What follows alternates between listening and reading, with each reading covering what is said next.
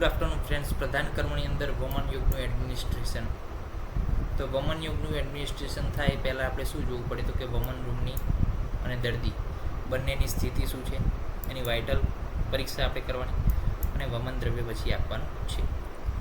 તો વમન રૂમ અને દર્દીની સ્થિતિની અંદર શું છે, પહેલું કીધું છે કે દર્દીને વમન રૂમ તરફ લઈ જવો.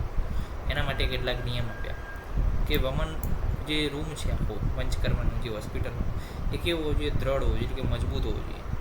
નિવાત પ્રવાત એક દેશ, એટલે કે એવી રીતે બાંધવાનો છે કે જેવી રીતે હવા એક તરફથી પસાર થાય, બંને બાજુ બારી ના હોવી જોઈએ. નકર શું થશે, પાછું પવન વધારે આવશે અંદર, તો દર્દીને જે છે એક પ્રકારનું જે વાતાવરણ જોઈએ પવન કરવા માટે એ મળશે નહીં.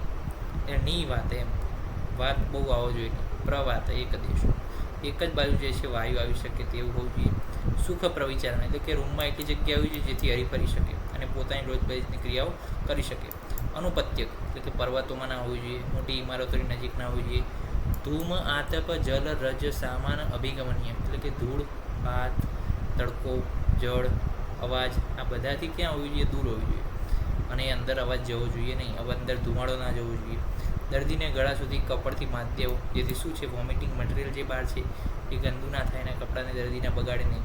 પછી વમન માટેની ખુરશીમાં એને બેસાડવાનું કે જે શું જે જાનુ તુલ્ય સમાન છે આસન ક્રિયા, એટલે કે વમનની સીટ શું છે જાનુ તુલ્ય સમાન, એટલે કે ઢીંચણની ઊંચાઈ જેટલી જે છે સીટ ઉપર ખુરશી ઉપર આપણે એને બેસાડવાનું છે.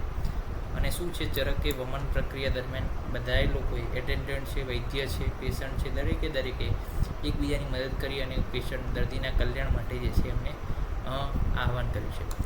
બીજું એક કહે છે કે વાઇટલની તપાસ કરવાની કહે છે વમન યોગના એડમિનિસ્ટ્રેશનની અંદર. તો જ્યારે પણ એડમિનિસ્ટ્રેશન વમન આપણે યોગ કરતા હોય પહેલાં શું છે BP, pulse, respiratory, urine output આ બધું જ જે છે ચેક કરવાનું છે. પ્લસ અન્ય કર્મ શું છે તો કે દરેક શાસ્ત્રમાં વમનને સવારે કરવાનું કીધું છે, 6 થી 8 વાગે સૂર્યોદય પછી. કેમ તો કે ત્યારે કફનું જે છે પ્રમાણ વધારે હોય છે, ઉત્કલેશ વધારે હોય તો સરળતાથી નીકળી જાય. અને છેલ્લું કહે છે કે એડમિનિસ્ટ્રેશન હવે કરવાનું છે તો શું છે આકંઠપાન એવું કહેવામાં આવે છે. ક્ષીરવાગ્યું 100 રસનું આકંઠપાન કરવાનું કહે છે આચાર્ય. મદનફલ પીપલીનું પણ ચાલશે વિથ યષ્ટિ મધુ કોવિદરાદી.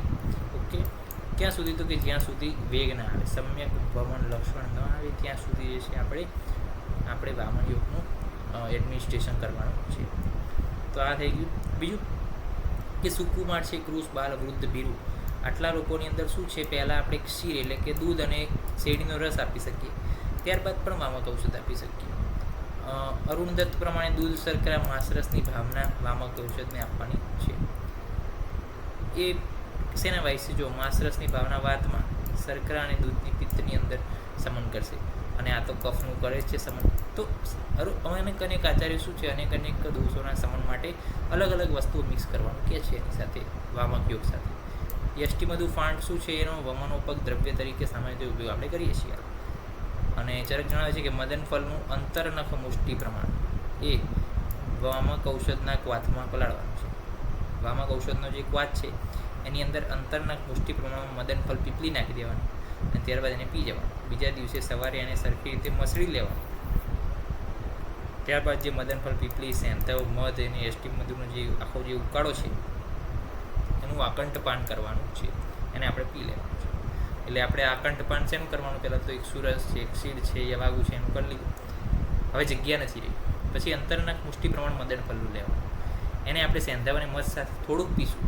એટલે એની ઇફેક્ટ એટલી બધી છે કે જે આકંઠપાન જે કરેલું છે એ બધું જ એ મદનફલના જે અંદર રહેલા આકાશ વાયુ આ ગુણના પ્રભાવના કારણે ઉપરની તરફ ઉદાન વાયુને એક્ટિવ કરશે અને જેવો જ ઉદાન વાયુ એક્ટિવ થાય એવું બધું જ જે છે કોષ્ઠમાંથી શું થઈ જાય, બહાર આવી જાય.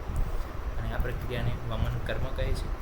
વમન કર્મ દરમિયાન શું દોષગતિ થાય છે અને શું પ્રકારની જે છે આપણને ઓબ્ઝર્વેશન જોવા મળે છે આપણે નેક્સ્ટ લેક્ચરની અંદર અભ્યાસ કરીશું. તો આજે આપણે શું જોયું કે વમન યોગનું એડમિનિસ્ટ્રેશન, વમન રૂમ દર્દીની સ્થિતિ શું હોય, પ્લસ ક્યાં હોવો જોઈએ ક્યાં ના હોવો જોઈએ, ખુરશી કેવી હોય, વાઇટલ્સની તપાસ કરી લેવાની, કેટલા વાગે વમન યોગ એડમિનિસ્ટ્રેશન કરવાનું છે અને શું એડમિનિસ્ટ્રેશન કરવાનું છે, આકંઠપાન શેનું કરવાનું છે અને ત્યારબાદ શું લેવાનું છે, સુકુમારમાં શું આપવાનું છે. અને અલગ અલગ આચાર્યો અલગ અલગ એની ભાવના આપવાની કીધી. કેમ? કારણ કે અલગ અલગ દોષોના સમન થઈ જાય, કફ તો નીકળવાનો છે, સાથે સાથે જે દોષો અંદર રહેલા છે એનું પણ સમન થઈ જાય. એટલા માટે આચાર્યો અલગ અલગ દ્રવ્યોની ભાવના આપી. અને યષ્ટિમધુ ફાંડ શું છે એના વિશે પણ આપણે માહિતી મેળવી. પ્લસ પહેલાં આકંઠપાન કરવાનું, શીર ઇક્ષુરસ જેવા ગુણ. ત્યારબાદ જે છે અંતરના પુષ્ટિ પ્રમાણમાં મદનફલ પીપલી પ્લસ સેંધાવ અને મધનો જે યોગ છે એને આપણે પીવાનો છે. તો નેક્સ્ટ લેક્ચરની અંદર મળશું ઓબ્ઝર્વેશનલ કન્ડિશન ડ્યુરિંગ ધ વમન પ્રક્રિયા. ત્યાં સુધી રજા આપશું. જય હિન્દ, જય ભારત, જય જય. નમસ્કાર.